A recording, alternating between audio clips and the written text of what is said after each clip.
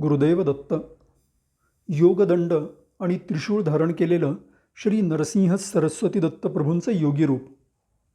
पोटच्या 3 वर्षाच्या बालकाच्या मृत्यूमुळे अत्यंत दुःखी झालेल्या कोल्हापूर जिल्ह्यातल्या शिरोळ गावच्या एका अगतिक आईचं वर्णन श्री गुरुचरित्राच्या 20 आणि 21व्या अध्यायामध्ये आहे.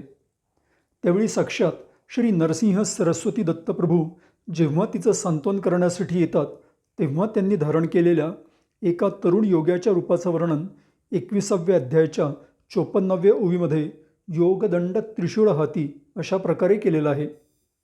हाच योगदंड अनेक प्राचीन ऋषीमुनींच्या चित्रांमध्ये तसंच समर्थ श्री रामदास स्वामींच्याही बहुतेक सगळ्याच प्रतिमांमध्ये पाहता येतो. हुबेहूब इंग्रजी टी अक्षराप्रमाणे दिसणारा हा योगदंड म्हणजे योग आणि ध्यान पद्धतींमध्ये वापरलं जाणारं एक साधन किंवा प्रॉपर्टी असून त्याचा उपयोग प्रामुख्यानं श्वासाचं नियमन करण्यासाठी आणि जप करताना किंवा ध्यानमग्न असताना शरीराला आधार देण्यासाठी योगी आपल्या काखेखाली ठेवून करत असतात. नाडीशोधनासारखा प्राणायाम पद्धतींमध्ये ज्या काखेखाली योगदंड ठेवला जातो त्याच्या विरुद्ध नाकपुडीमधून श्वासोच्छवास सुरू करण्यासाठी या योगदंडाचा उपयोग होतो आणि त्यामुळे श्वास संतुलित होण्यास मदत होते. अनुक्रमे मानसिक आणि शारीरिक ऊर्जांचं वहन करत असलेल्या इडा आणि पिंगला नाड्यांचा प्रवाह संतुलित करण्याचा प्रयत्न करताना हा योगदंड विशेषतः उपयुक्त ठरतो. तसंच जपमाळ वापरून जप करताना हातांचं स्थैर्य राखण्यासाठी देखील योगदंडाचा वापर केल्यानं अधिक काळ आणि अधिक आरामदायी सराव करता येतो.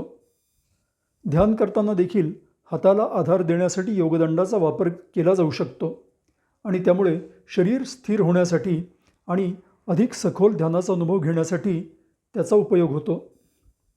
काखेखाली ज्या भागामध्ये योगदंड ठेवून दाब दिला जातो त्या भागामध्ये फिल्टर्सप्रमाणे कार्य करणारे लिम्फ नोड्स अर्थात लसिका ग्रंथी असतात. जीवाणू विषाणूंविरुद्ध शरीराच्या लढ्यामध्ये हे लिम्फ नोड्स अर्थात लसिका ग्रंथी महत्त्वाची भूमिका बजावत असतात.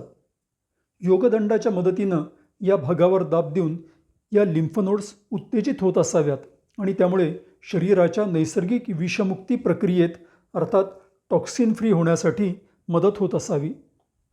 प्राचीन काळी प्रचलित असलेल्या या प्रथा आणि ही साधनं आपल्या महान पूर्वजांनी फार विचारपूर्वक निवडलेली होती. त्यांचं आधुनिक विज्ञानाच्या अनुषंगानं सखोल संशोधन होऊन या प्रथा आणि या साधनांचे ज्ञात आणि अज्ञात लाभ जगापुढे आणण्याची नितांत आवश्यकता आहे. गुरुदेव दत्त.